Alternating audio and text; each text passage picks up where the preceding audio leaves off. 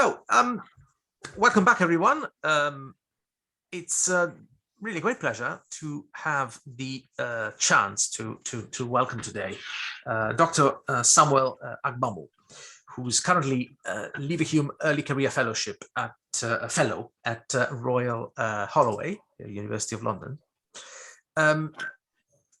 who's produced extremely innovative and important work over the last few years on uses and abuses of the history of Rome, and especially of Roman imperialism in Africa in modern Italy, working really at that crucial and I think to some extent still understudied intersection between late 19th century pre-fascist developments and fascism.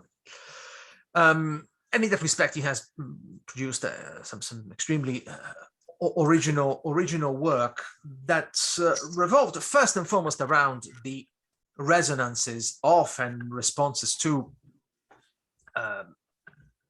key moments in Latin literature.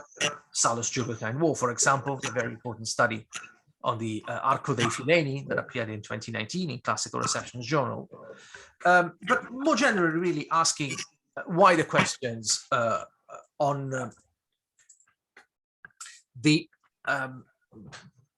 colonial background of our field, of our disciplines, and indeed on how its decolonization can help us frame more sharply and more equitably the research questions of our present and indeed of our future work. He's now pursuing, partly at the BSR, the British School at Rome, a long-term project that again takes us to the interaction between literary texts and history and Italian history on the afterlives of Petrarch's great Neo-Latin epic poem, the Africa. It's a study, yes, on the reception of a relatively neglected early Renaissance poem, but it really is, in some respects, a project on the history of ideas, and indeed of some fundamentally problematic ideas that are worth confronting, both as matters of historical interest and also as, I suppose, broadly speaking, political problems. Much of the work of Sam so far has been, I suppose, yes, around texts and around ideas. In many ways, he's a sort of an ideal speaker for a series on writing of history, on the writing of history. Today, the topic that he's going to discuss with us takes a number of images into the mix, although I expect that text will not be that far from sight too. And takes us quite aptly to, I guess, the city of Rome in various ways. The Scars and Shadows of History, William Kentridge and the Past. Samuel, thank you so much. Over to you. Thank you so much, and thank you for the invitation. And I'm really excited to be presenting some of my recent work to scholars who've been so important to my research, both in terms of fascism and classics, but also Roman history and Latin literature through sort of the lens of Antonio Gramsci. So just to contextualize this is based on some work that I've already done on William Kentridge, but being in the city of Rome, I've been rethinking some of my previous thoughts about William Kentridge, and also want to sort of think a bit more specifically about William Kentridge's philosophy of history and how it resonates both with sort of established historiographies, but also other artists who think of history in a similar way as in thinking about history, scars and shadows. So it's a pleasure to, oops, the slides aren't going. There we go. It's a pleasure to be joining you. Also, of course, Liberation Day in Italy, an annual celebration of the victory of resistance to fascism and Nazism in that country. I thought it would therefore be topical for me to begin with a monument, which for me stands as an emblem for fascist Italy's conception of history. So this is probably Morbiducci, his sculptural reliefs from Rome, which were unveiled in 1939, the title of which translates as A History of Rome Through Building Works. This sculptural relief presents a narrative of architectural feats in Rome from antiquity up until the fascist present, which you see at the bottom there with Mussolini. This monument takes explicit influence from many of the triumphal monuments of Roman antiquity. For example, the columns of Trajan and Marcus Aurelius, and the arches of Titus, Septimius Severus, and Constantine, all of which are in Rome. Towards the top of the frieze, we see Augustus bringing obelisks from his Egyptian campaigns into the city, and we also see sort of a third of the way down, the menorah from the Temple of Jerusalem being paraded in triumph, as seen, for example, in the Arch of Titus. This is a story that culminates with Mussolini's restoration of the Roman Empire, which took place with his invasion of Ethiopia in 1935 to 1936, and his proclamation of empire, which was delivered in 1936 and translated into Latin several times. The neat triumphal narrative represented on this frieze, with its seamless stitching together of disparate historical moments, represents a productive starting point, in my opinion, for what I want to share with you today about the artist William Kentridge and his engagement and resistance to historical narratives such as those presented on Morbiducci's frieze. So in 2018, an exhibition of William Kentridge's work was staged at Frankfurt's Liebighaus, which is a sculpture museum in Frankfurt, the city in Germany. Entitled A Sentimental Machine, the exhibition placed the South African artist's work in confrontation with the museum's collections, which offer an overview of sculpture from antiquity to early modernity. The fundamental preoccupation of the exhibition was an exploration of how human life has been controlled by narratives of enlightenment and narratives of progress since antiquity. Tightly bound up with this is the function of ideologies of time in regimenting historical societies from classical antiquity to industrial modernity and beyond. Situated as it was among the Liebighaus's artifacts of civilization, Kentridge's work challenges the stories that such civilization tells about itself. At the root of this is a rejection of hegemonic ideologies of time and historical narratives of progress that have governed our lives for millennia. So what I want to be doing in this paper today is to suggest that the radical statements made by Kentridge's O Sentimental Machine and developed through Kentridge's sustained engagement and interrogation of classical antiquity throughout his career is amplified by its dialogue with the classical collections of the Liebighaus and provides a model for emancipatory engagements with the past. So I'll begin by introducing William Kentridge and outlining his engagements with classical antiquity more widely, before moving on to thinking about how the Triumphs and Laments, which were a series of friezes installed on the banks of the River Tiber in 2016, contributes to our reading of Sentimental Machine. So when I turn to A Sentimental Machine, the 2018 exhibition at the Liebighaus, I'll begin by briefly explaining how the context and the setting of the Liebighaus contributes to Kentridge's dialogue in the exhibition, and then moving on to thinking about the philosophies of time which are explored through the exhibition, homing in particular on this particular piece of the exhibition, the refusal of time. So I'll begin by outlining who William Kentridge is. So William Kentridge is an artist who was born in Johannesburg to white Jewish anti-apartheid lawyer parents. So given his geographical situation as an European migrant or the child of refugees in South Africa, the margins have long been held as central to Kentridge's artistic vision. Isolated from the mainstream Eurocentric currents of both the European and North American art worlds, Kentridge adopted the marginal medium of charcoal drawing early on in his artistic career. So deliberately anachronistic in his approaches, he drew on the work of German expressionist painters such as Beckmann and Dix, and creative techniques of the early 20th century. This non-linear engagement with the artistic tradition or artistic traditions, circling around certain points of art history, borrowing techniques from different periods and using a variety of media, often very technical, is a concrete manifestation of Kentridge's conception of history. This conception of history is underpinned by Kentridge's philosophy of time, which, Gabriella Guercio suggests, is rooted in Jewish notions of time, which Kentridge crafts into a tool of resistance. Such a conception of time, rooted in the experiences of the Jewish diaspora, and which fosters a profound sense of historical memory, sees historical time, and again, I quote from Guercio, lived out in a precarious state, caught between hope and desperation, end quote. This approach to time and the history that's built upon it is key to Kentridge's engagement with antiquity that I'll be discussing in what follows of this paper. For Kentridge, history is a collage rather than a narrative.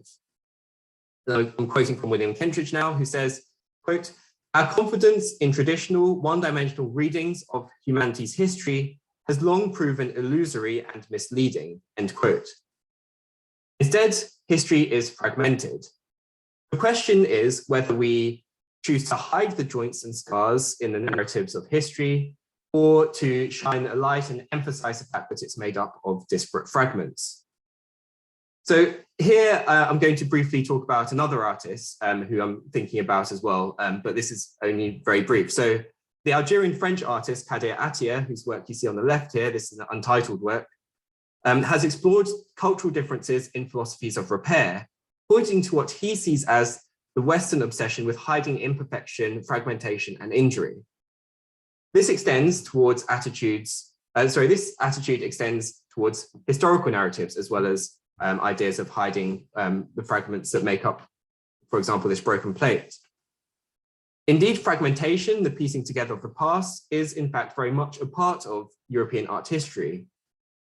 The French Impressionist sculptor, Rodin, according to Kentridge, had a box of sculpted arms and legs, some of which were based on copies of Greek and Roman sculpture, and which provided the raw material for many of Rodin's Impressionist sculpture. And these are some examples of the hands that Rodin had in his box of body parts, sculptural body parts. Such processes of the recycling of the material of the past itself has ancient precedent. Kentridge points to the Capitoline wolf as a further example of this collage. And I quote from Kentridge, who sees the Capitoline wolf as a Byzantine wolf and two much more recent boys added. And of course, there's ongoing discussion about the precise dating of each part of the Capitoline wolf. Thus, as Uta Hull sees it, Kentridge sees and seeks truth in the fragmented, overlooked, and incomplete.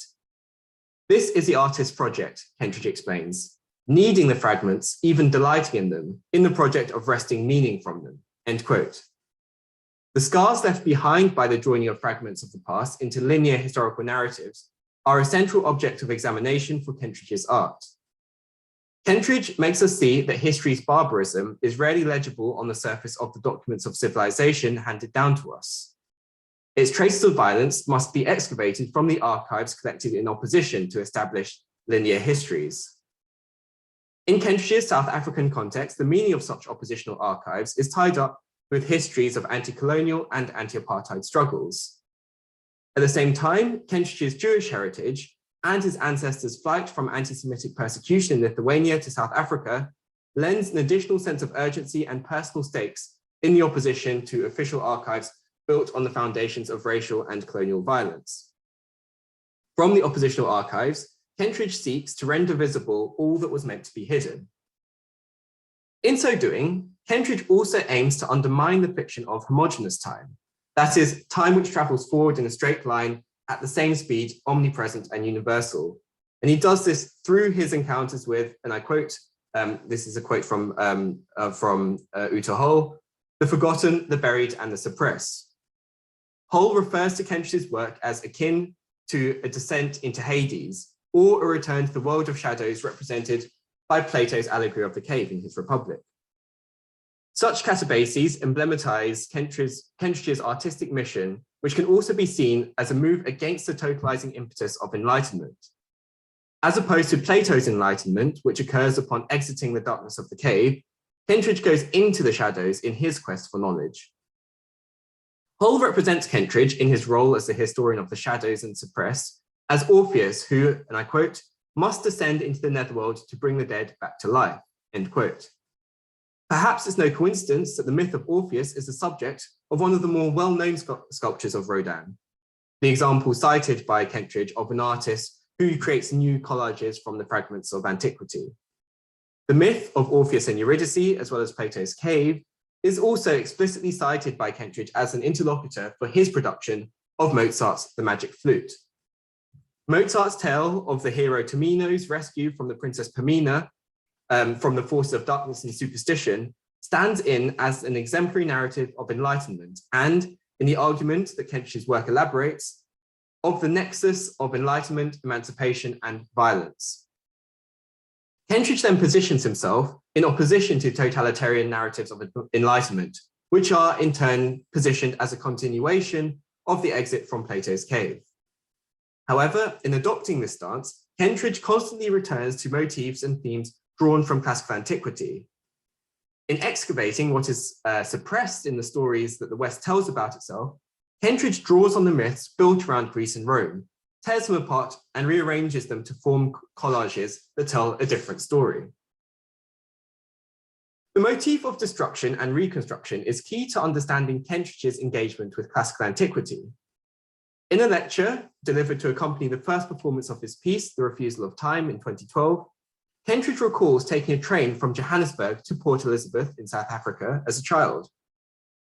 He remembers his father telling him and his sister the story of Perseus's accidental killing of Acrisius, despite the elderly king taking all possible precautions against this after it was foretold by the Delphic oracle.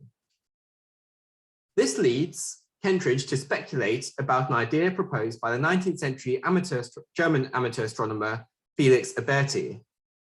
Alberti suggests that space is an infinite and universal archive in which everything that's happened in Earth is stored. Light from Earth travels out into space, carrying data off with it, going off into the infinite abyss, but never totally being destroyed. Elsewhere, Kentridge conceptualizes the boundary between Earth and space as the river Styx, and time as a raft which crosses its waters, to be lost in space's infinite archive.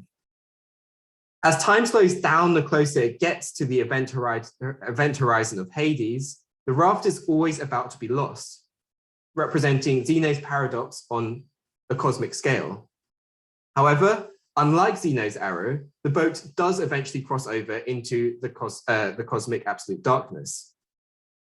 However, what if the universal archive can be arranged? What if events transpired in a different order, such that Perseus's discus missed Acrisius at games in Larissa? In thinking through these questions, Kentridge imagines taking a hammer to a Greek vase, narrating the death of. This imaginary act of destruction evokes the very real destruction of Ai Weiwei's dropping of a Han urn from 1995, in which the Chinese artist photographed himself dropping a 2,000-year-old vase onto the ground and documenting its being shattered into pieces. This controversial piece has led Ai Weiwei to being seen as heir to the Red Guard of the Cultural Revolution, who took Chairman Mao's exhortation to smash superstition to violent excesses. Yet, Ai Weiwei's destruction was also an act of preservation. He recalls a disinterest in China's artistic heritage among the Chinese general population of the 1990s, and, spurred on by this, began to collect Chinese antiquities, which at that time were undervalued and cheaply available. He later began to turn these ancient artifacts into contemporary art pieces, one of which being dropping of a Han urn. By preserving this act of destruction, the artist was, in a way, preserving the urn itself, albeit in a new form. Kentridge's engagement with classical European antiquity thus enters into conversation with Ai Weiwei's meditation upon classical Chinese antiquity. However, Greco-Roman antiquity has been, from at least the Renaissance, a part of the story that Europe and Europeans have told about themselves. Unlike China's attitudes towards its ancient heritage, as challenged by Ai Weiwei, the cultural artifacts of Greco-Roman antiquity have been closely guarded treasures. For this reason, Kentridge's destruction must remain imaginary rather than literal, as is the case with Ai Weiwei's dropping of the Han urn. So this relates to Kentridge's idea of fortuna. Things being thrown together by chance are fundamental to Kentridge's artistic and philosophical vision of fortuna. Fortuna is the juxtaposition of what Kentridge refers to as the contrary and the heterogeneous, which is linked to Kentridge's complex subject position as an anti-racist white South African artist of Jewish heritage, whose art explores and seeks to transgress boundaries of class, privilege, and race. Fortuna is a vehicle for the exploration of the triangulation of power, injustice, and art. Indeed, much of Kentridge's work engages with art's hidden transcripts of violence. In his 1990 film, Monument, the industrialist Soho Epstein erects a monument to the labor on which his wealth rests. And Soho Epstein is a recurring character in many of William Kentridge's short films. So since the industrialist wealth relies on the continuation and the continuous exploitation of labor, the monument is a living one, a black worker standing as still as a statue with a load on his head. Potent proof, says art critic Leah Ullman, that the condition of slavery is not yet dead enough to be memorialized, end quote.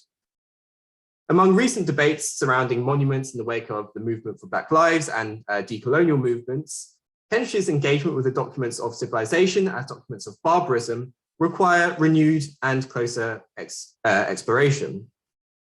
Among the works of Kentridge, perhaps the most comprehensive interrogation of these dynamics of memorialization and suppression of memory in official transcripts of history was seen in his 2016 work, The Triumphs and Laments, which I turn to now in order to further contextualize the refusal of time at Liebig House and its engagements with theories of history and time.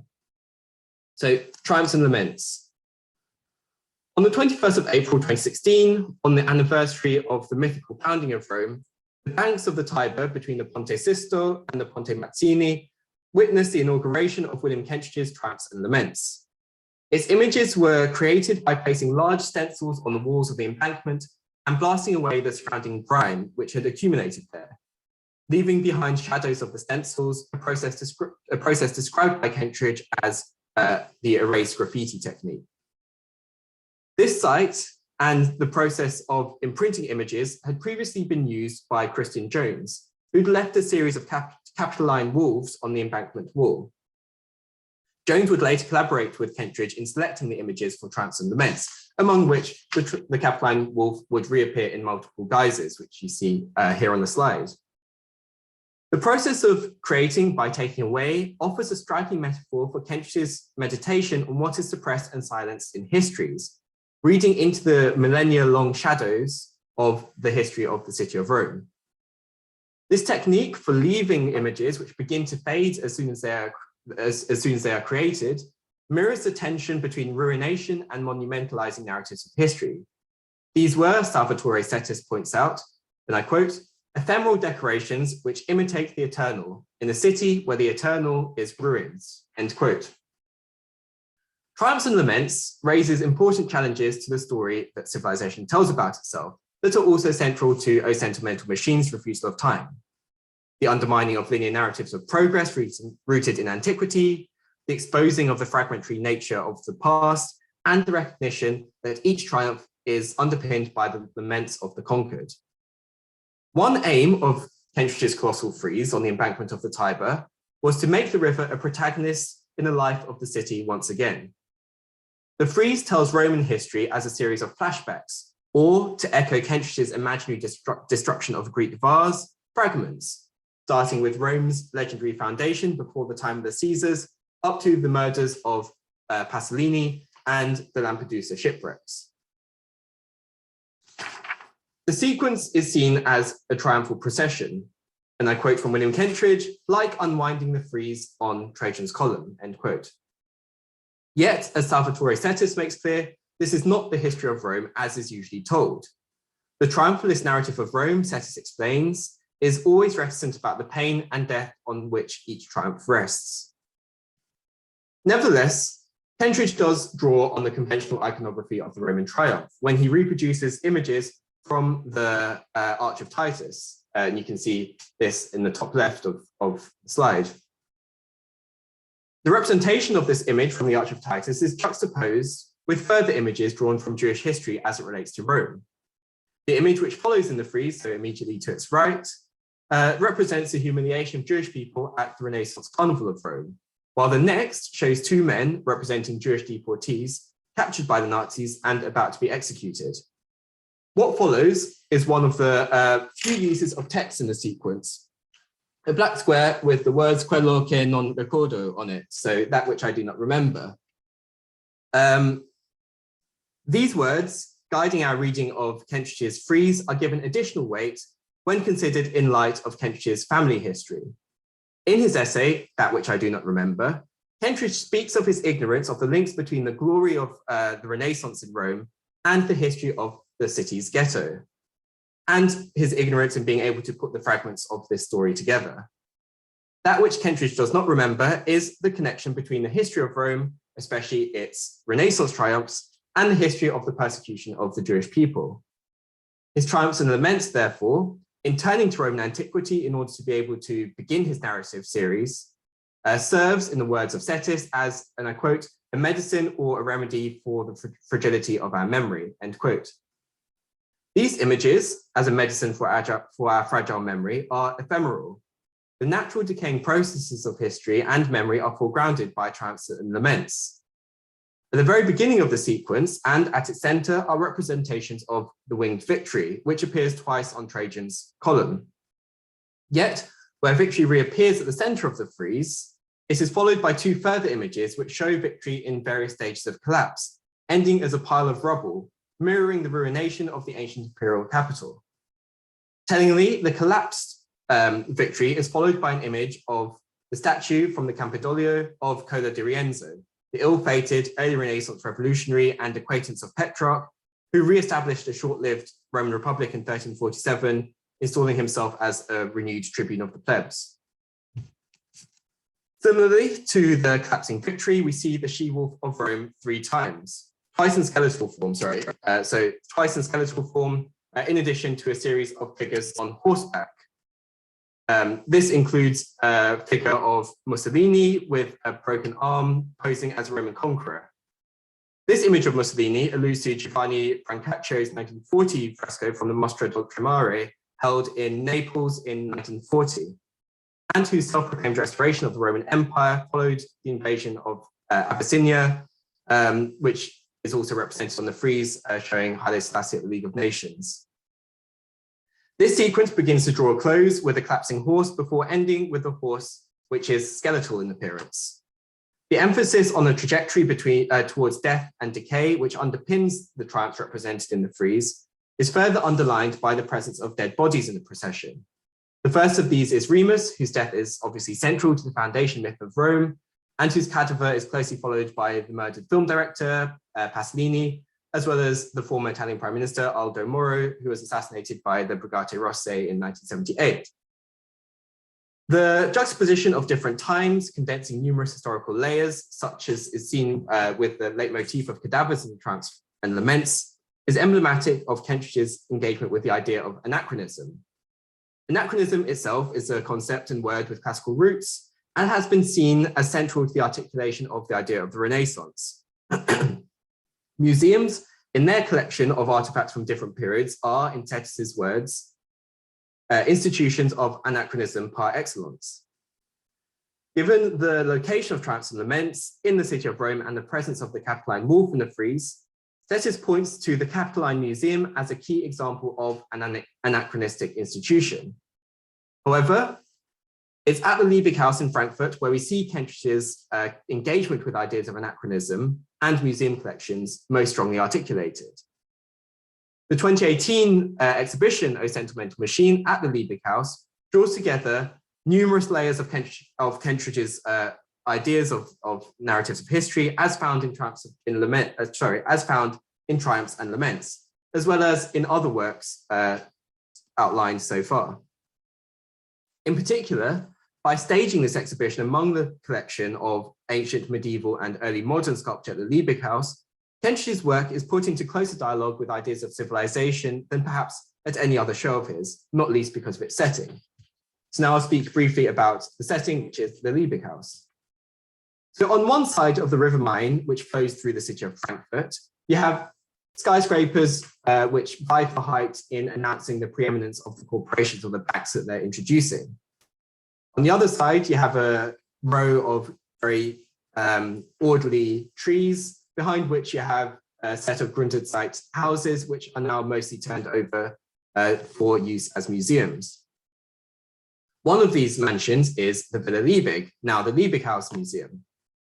The villa was built for Baron Heinrich von Liebig, a hugely wealthy textile business owner whose family came originally from Bohemia and who lived between 1839 and 1904. Completed in 1896, it was designed by the architect Leonard Romeis and came to constitute what the current director of the Liebig House refers to as a three-dimensional museum of European artistic styles. And you can see some of these styles in this picture here, mostly Northern Renaissance. To put it differently, the editors of the handbook to the exhibition, which was titled Handbook to a Sentimental Machine, described the villa in Frantz Fanon's words as, and I quote, an opulent tower of Europe, a phrase often quoted by William Kentridge. The collector's obsessiveness, demonstrated by the exterior of the villa, is borne out inside too. Liebig was an avid collector of Greek and Roman antiquities, and later, in emulation of the encyclopedic museums of the Enlightenment in Paris, London, and other capital cities, branched out into collecting Egyptian and Asian antiquities as well. He stipulated in his will that upon his death, the house should be turned over for use as a museum to display his accumulated pieces. He died in 1904 and the museum was opened in 1907. Kentridge's refusal of time, which you see on the slide here, was situated amongst the classical collections of the Liebig House and foregrounds the relationship between measurements of time and modes of production. The piece was developed between 2011 and 2012 in collaboration with the historian of science, Peter Gallison. It premiered at Documenta 13 in 2012. The refusal of time consists of a large wooden frame with mechanical pistons surrounding pumping bellows. It stands, therefore, in its similarity with Jacquard's loom from the 18th century as a critique of technical notions of time and its relation to motor production. The exhibition handbook tells us that its hulking proportions were inspired by an elephant-shaped time pump which stood in 19th century Paris. Its network of pneumatic pipes sounding time signals to workers and officials in the city. Kentridge's machine, referred to as the element, therefore represents a mechanical instrument of labor governed by mechanical notions of time. At the Liebig House, the machine was installed in the large Roman room. The huge pump-like mechanism sat in the middle of the room, noisily whirring and working away, surrounded by the fragments of classical statuary assembled in the room. Of the works in the room, most are Roman copies of Greek originals, collected from across the Roman Empire. The exhibition catalogue draws attention to the collecting culture of the Roman imperial elite and invites comparison with art collectors of the modern world. Francois Hartog sees the Roman craze for Greek art as an important moment in the emergence of the notion of heritage, a notion of which the form of the Liebig House and its collections are an exaggerated statement.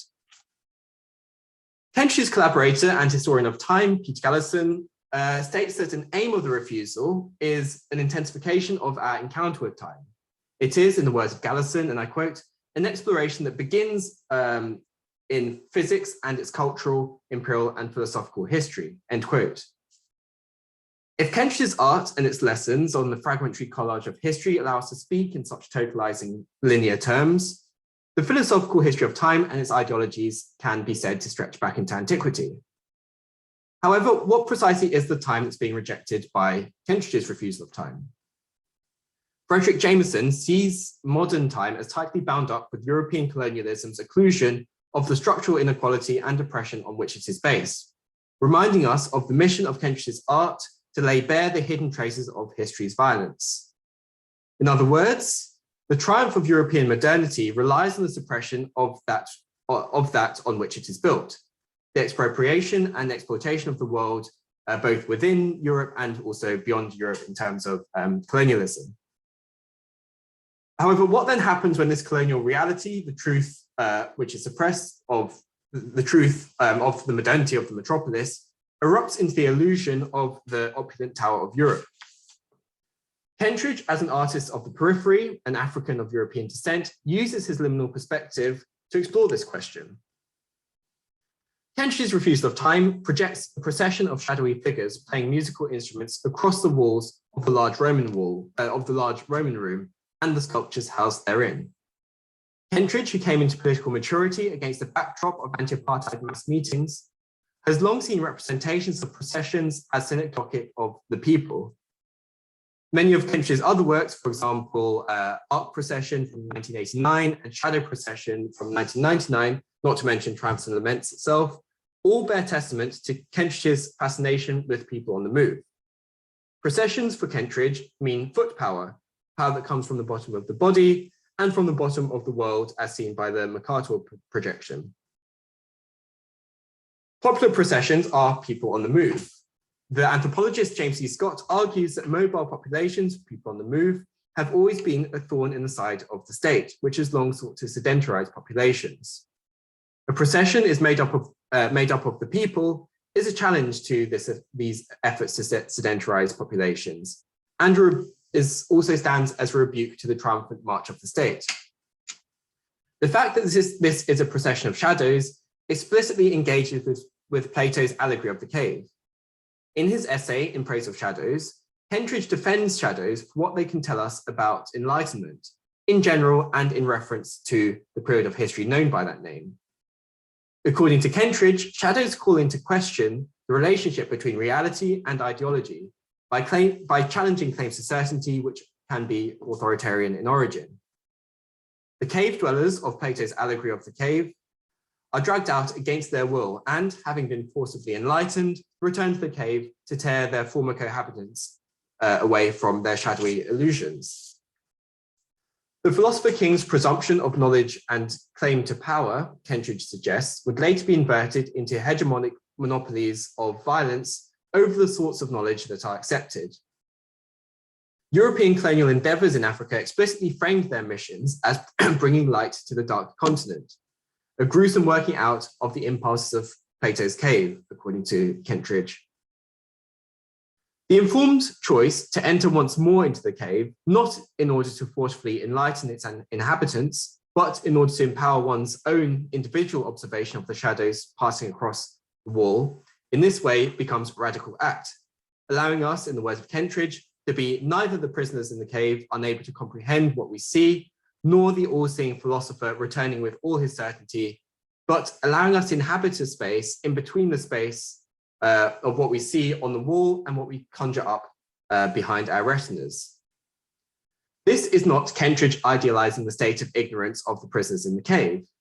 In his lecture In Praise of Shadows, he draws associations between the prisoners shackled in the cave with enslaved Africans chained up in the holds of slave ships crossing the Atlantic.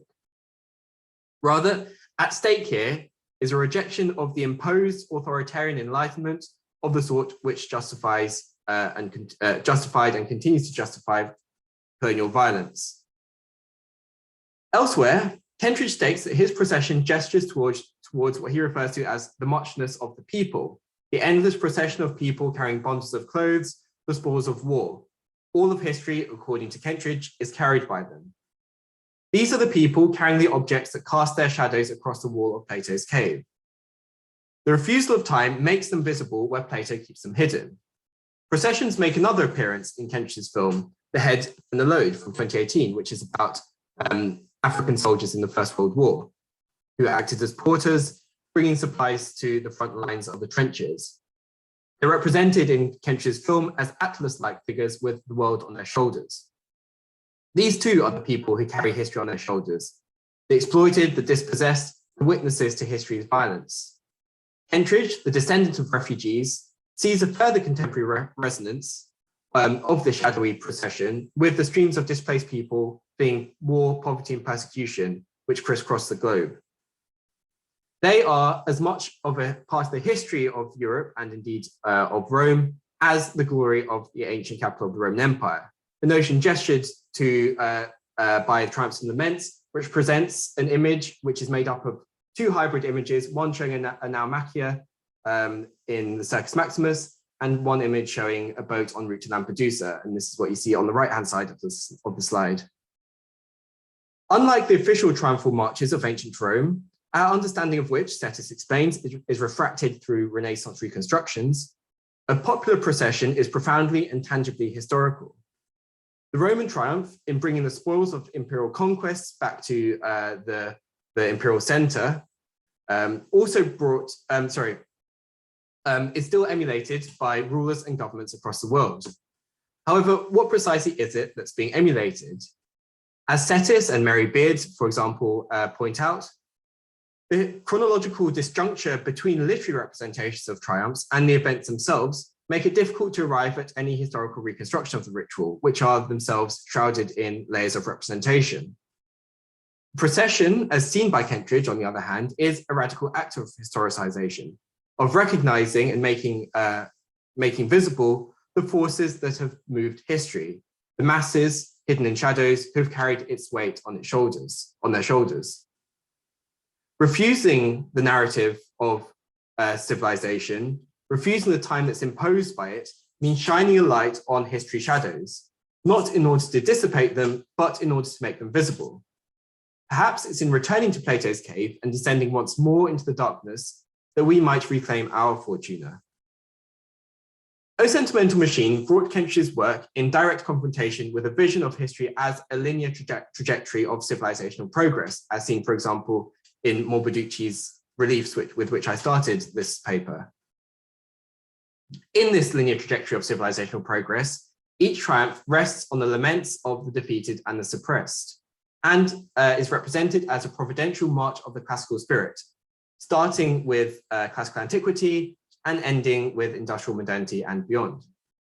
By this account, the ideologies of time imposed by the empires of antiquity were sanctified by the institution of the Christian calendar before being perfected and regularized by industrial time. The elephant in the room of the refusal of time embodies the mechanization of life under the ideology of industrial modernity, which rested on the exploitation of Europe's overseas colonies, as well as Europe's working classes.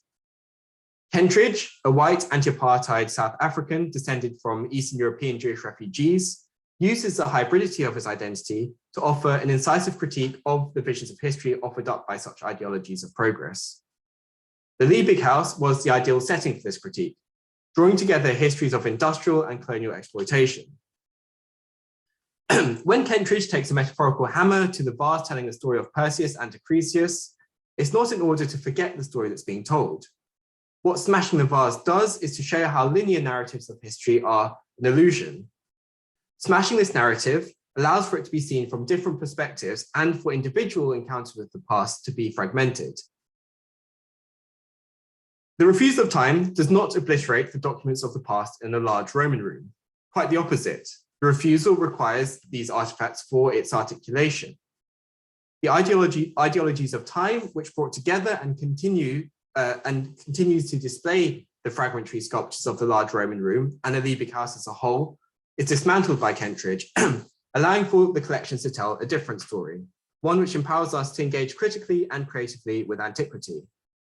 Kentridge's work, such as Triumphs and Laments and the refusal of time within the context of O Sentimental Machine, does not amount to a refusal of history, but rather to its emancipation. I look forward to speaking more with you about this and very much looking forward to your questions. Thank you very much. Thank you very much, Samuel. Really, that's so stimulating in so many ways. And yes, I think the scope for plenty of questions and comments. I got a few, but I'm happy to open the floor, as I say.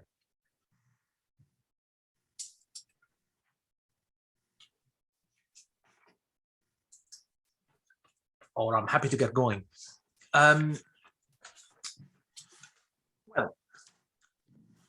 I suppose I was instinctively right when I said that that yes, you were going to focus mostly on visual material, but that at some point texts would be coming back in. And what I found extremely interesting here is that we actually have the artist's own account of what he set out to do at some crucial stages of his work, and that I think is yeah, a rather important part of the story.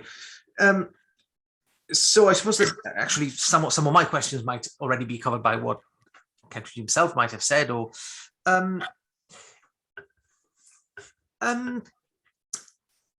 well, speaking as someone who really deeply admires that 2016 project on the Tiber,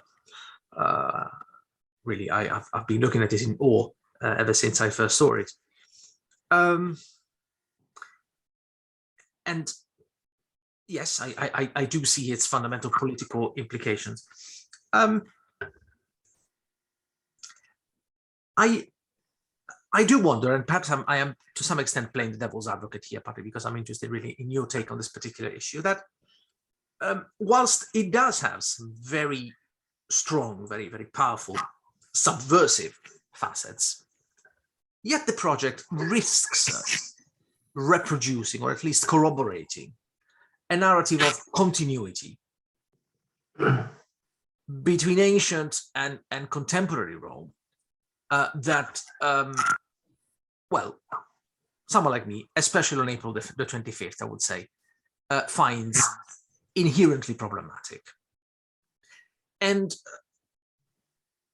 the appearance of Moro and Pasolini in that project complicates the matter further, because it also establishes really a potential continuity there between ancient Rome and modern Italy. Although I suppose that well, we can perhaps come back to why those two characters are there. I was wondering whether here I am perhaps overreacting, and whether you could issue a note of reassurance on that count. Yeah, that is a really important point, and one which I think Kentridge is very much aware of as well. I mean, the whole point, the whole idea that he is like, one of the reasons why I find O Sentimental Machine so interesting is because in order to critique the ideas of history which he is critiquing, he still has to, or feels a need to be posing his critique within a framework of, within both the setting of the Liebig House and also within the framework of the narratives of history represented by its artifacts. And a similar thing, I think, goes for Trance and Laments. I'm reminded also of C.L.R. James's, the Trinidadian Marxist philosopher and historian, who is probably best known for his history of the Haitian Revolution, the Black Jacobins. And in one of his works, which is nominally about sport, about cricket, which is called Beyond the Boundary, he draws parallels between cricket and Greek tragedy, saying that the modern era of Greek tragedy isn't theatre or fiction, apart from Moby Dick for some reason. I'm not really sure why Moby Dick is set apart from all other fiction, but the modern parallel is cricket. And C.L.R. James, being an anti-colonialist, being a Trotskyist, and being a Pan-Africanist, still has to pose his cultural, like his articulation of cultural politics within reference to classical antiquity, to the extent that Derek Walcott, the author of Omeros, wrote a review of Beyond the Boundary saying, why can't C.L.R. James take inspiration from African culture in his description of cricket, and why does he have to keep falling back to these archetypes drawn from the Eurocentric classical tradition? And Kentridge, being South African, but also of European descent, presumably there's the same critique. Firstly, why is he so interested in Rome? Like, he's always been interested in classical antiquity. Can we simply explain this by the fact that he's a middle-class, well-educated person of European descent, or is there something specific about Rome? And I think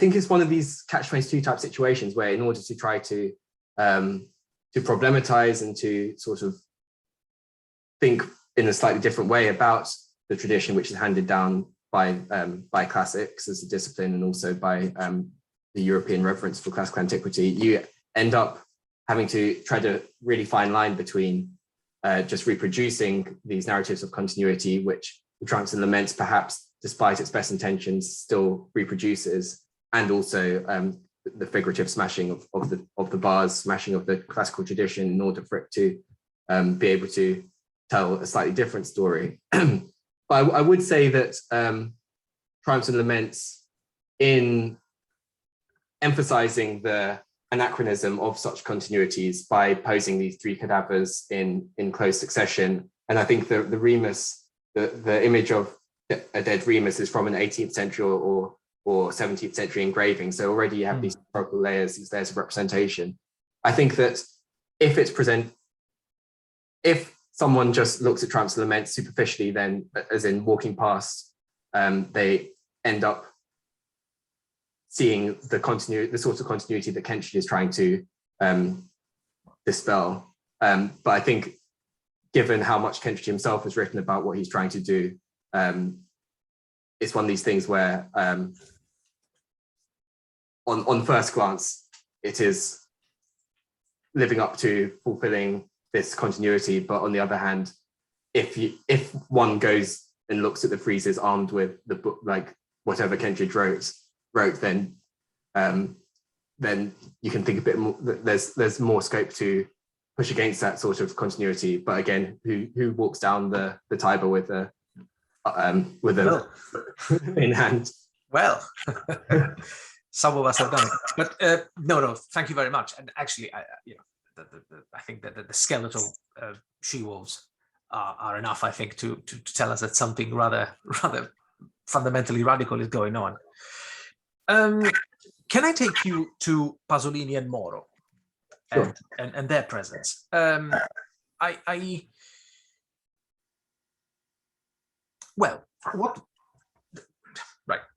very different figures in some respects, but they have very often been juxtaposed, not just by Kentridge. Why? Because they both die, of course, in the 1970s, as you recalled. They are in different ways, very different ways. Would-be game changers, or sort of people that really try to sort of change the fundamental parameters of the remits in which they operated. And they both died in rather mysterious, in deeply mysterious circumstances. If there is one thing, though, that is abundantly clear about their deaths, is that they both died in Rome. And in fact, the places that are associated with their deaths are very clearly located. You know, we know where Pasolini picked up the boy. We know where his body was found. There's plenty more that we don't know, but those two things we do know.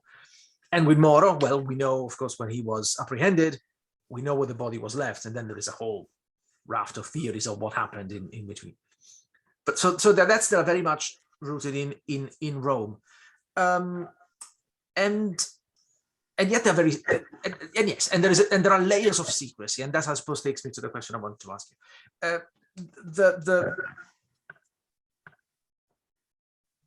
How should we understand the presence of those two characters in a project that is clearly so preoccupied with violence, with secrecy, but also with what art can do to, at least temporarily, lift the veil of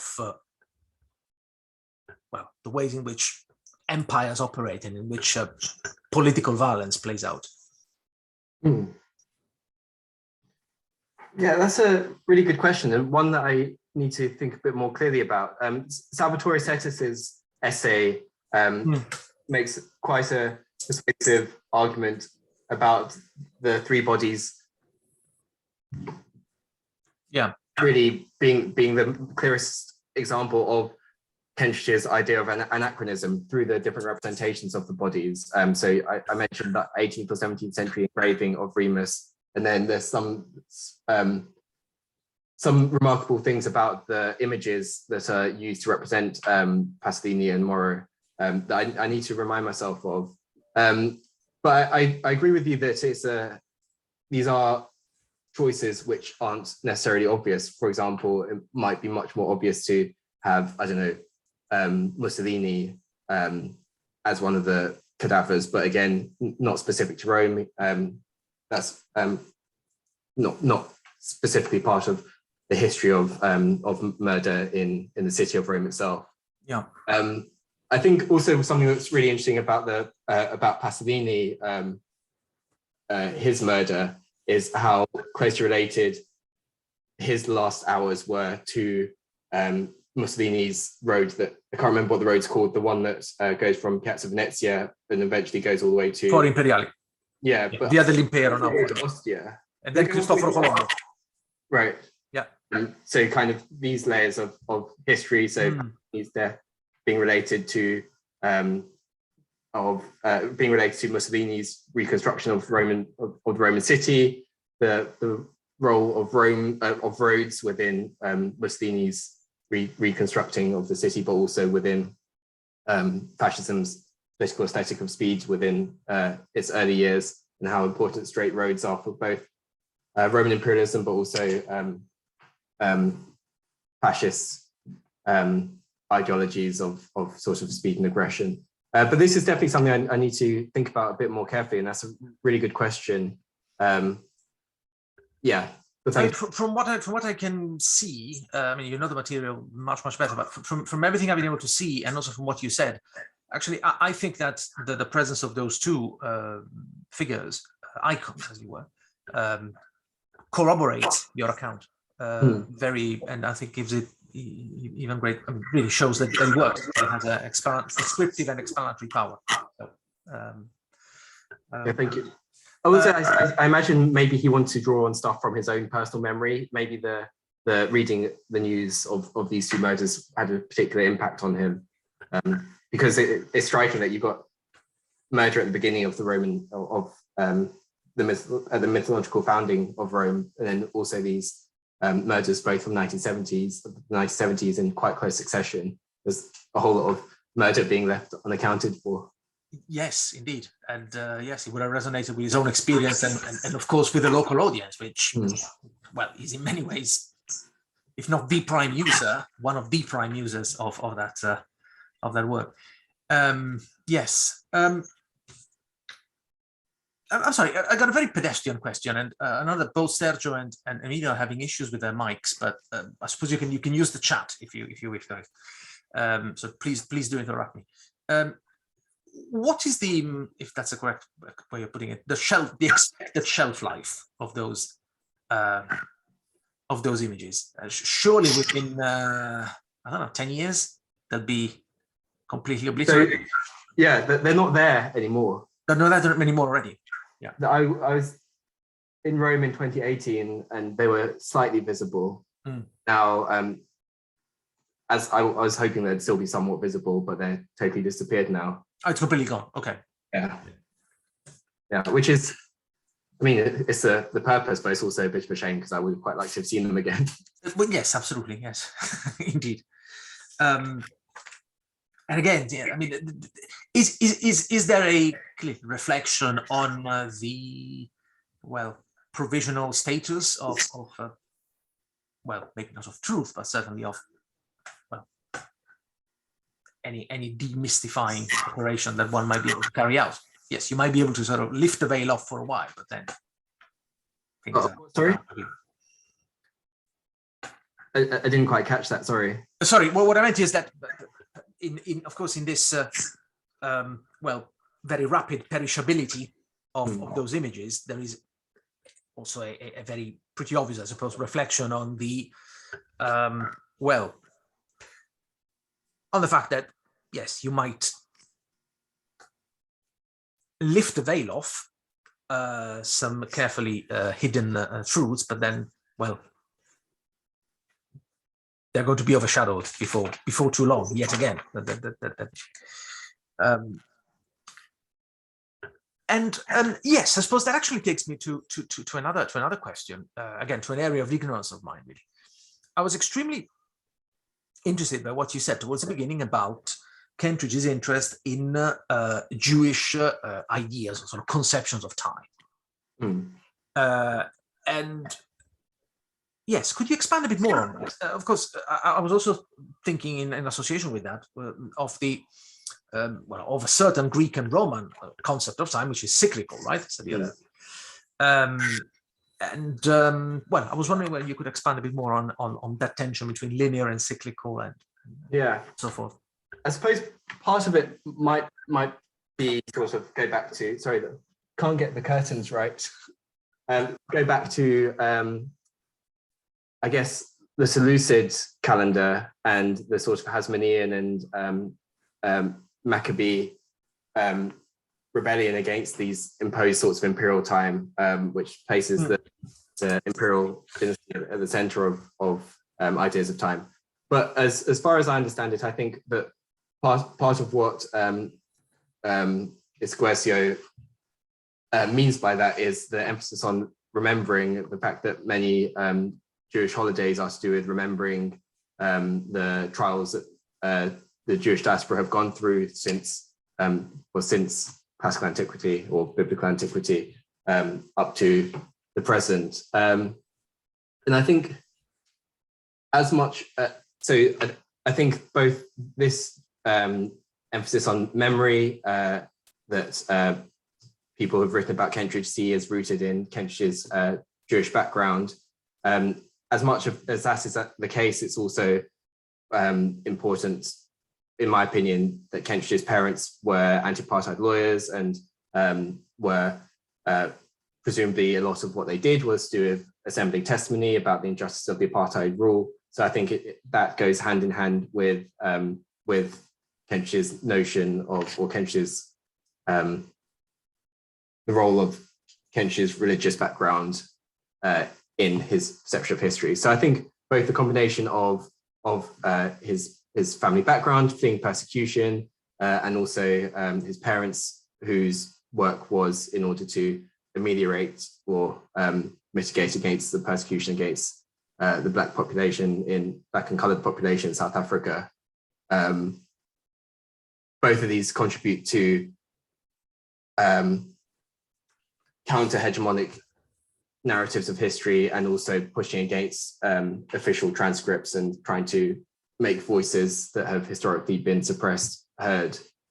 I need to, it's a really good question I'm going to follow up on in a bit more detail. I understood Guertio's assertion as relating to the idea of memory being important to religious rights in Judaism. Yes, from the little I know, yes, it's still a big part of the story. Yes, absolutely. I don't know if there are other questions. I don't want to monopolize. I've got a couple more, if that's all right, someone. Yeah, of course, yeah. I don't want to impose, but really, it's incredibly. Well, it's not just fascinating. It's really important. It's really important material. And thank you. Well, I suppose also the nature of the yes, of the artifacts you were talking about. You were talking about the fact that indeed, especially the Tiber ones have already perished. Already turns them into rather straightforward objects of historical analysis. That they're no longer contemporary. They're very recent, but they're no longer contemporary. Even though Kentridge, I suppose, is still very much at work, and he might expand the dossier further. Anyway, well, I was, of course, extremely taken and to some extent also perturbed by the shattering of the vase, and of course the contrastive analogy you drew with engagements with classical art, sort of Western art, and how that sort of operation would probably be unviable. And indeed, I cannot think of any parallels. I've never heard of anything comparable. There might be something, who knows? But yeah, nothing springs to mind. But more generally, thinking about fragments, right? Is there anything that you have come across in this project that has in any way reshaped or sort of tweaked your approach to literary fragments from sort of Greek and Latin literature? Are there any insights that you think we could draw from this clearly sort of body of thinking and work among contemporary artists on and around fragments that we could put to use in the way we engage with ancient literature? Yeah. So I haven't dealt much with literary fragments in any of the projects I've been doing at the moment. I think the closest thing would probably be inscriptions from the fascist period, or sort of iconography, which is no longer there. I suppose that very obviously resonates with Triumphs and Laments, the idea that you have these images of monumental stature that are built precisely in order, or made it precisely in order to no longer be there in several years' time. It's more in terms of, as I say, inscriptions and iconography that I've seen obvious resonances. Possibly when I come to, I mean, Petrarch writing to Varro in his letters to classical authors, obviously, I mean, not obviously, but fragmentary, and Petrarch bemoaning the fragmentary nature of Varro, his role in editing and amending Livy, clearly also seeing the text of Livy as, in some way, physical monuments, physical fragmentary monuments of Roman antiquity. So Petrarch seeing the fragments he's dealing with as physical fragments.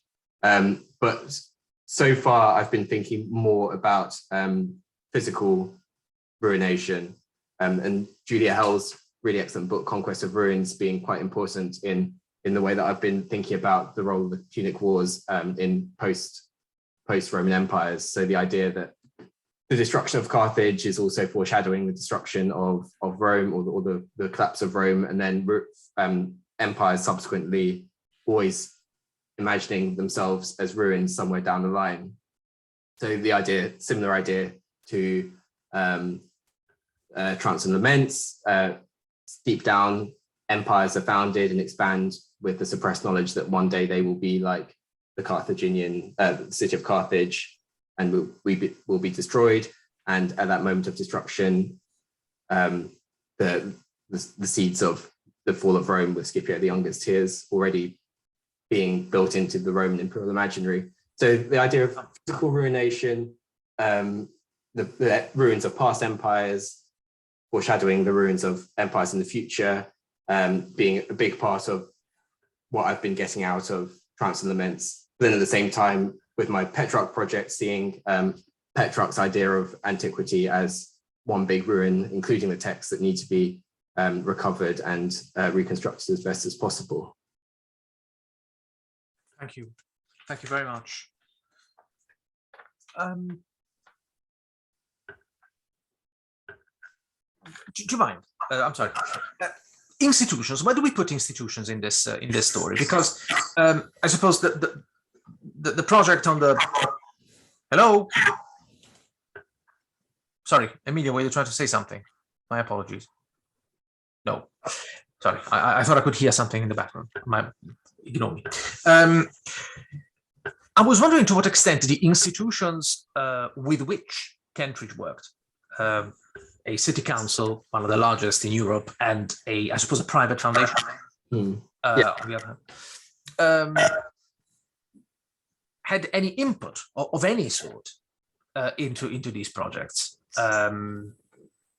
What can we do? The circumstances of the commissioning of these two major projects differ in any way? To what extent did Kentridge engage with whatever those institutions had in mind? Could he just act sort of freely, carte blanche kind of thing? Yeah, that's a really good question. One I don't know the answer to. I know that the Liebig House, the directors, seem to have had been very clued in about what the intentions were, to the extent that they write essays about why the Liebig House's history is particularly important for Kentridge's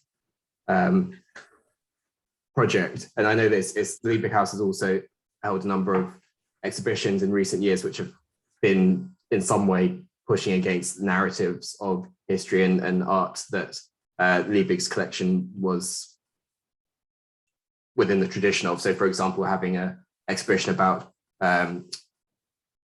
polychrome statues in antiquity, for example. So stuff which is quite up to date in terms of interactions and engagements with classical sculpture. Something which I found interesting was the closeness of the relationship between, well, the collaboration in the past between the BSR and Kentridge. So this is kind of going back, I suppose it was at the same time as Trouncing the Mentz that he gave a lecture, and the BSR being this, like almost a literal temple to this idea of Rome that was very much in vogue at the turn of the 20th century. You have all these international institutions, including the Belgian Academy on the other side, which looks very fascist. I don't know exactly when it was built, but certainly that sort of architecture. So Kentridge very much being at the heart of these institutions, and at the same time being a very successful artist whose work sells for huge amounts of money, and who is very much part of the as with a lot of professional artists, very much part of the culture, which he's also trying to, and in my opinion, successfully pushing back against. But this tension between artists as individuals, artists critiquing institutions, and then still being part of these powerful institutions with access to huge amounts of large amounts of resources. In terms of, so I know that Trouncing the Mentz was part of a series of events, but I don't know the extent to which the organizers of the events had a say or gave remit to the artists. And this is something I'm going to look into. So thank you for that question. Yes, I mean, going from memory, it must go back to the time when Ignazio Marino was mayor. Right. So center-left mayor in the mid-2010s. But yes, I've just checked, and the Accademia Belgica was opened in 1939. Right. So, okay. Bang on the map. Yes. Well, unless there are questions, we can perhaps bring at least the formal part of the proceedings to an end. Samuel, thank you so very much indeed. This is Thanks so much for the invitation. Tremendously thought-provoking. Yes, indeed. Yes, Emilio's laptop died just before the debate. I'm sure we'll. Thank you so very much. I'll stop the recording now.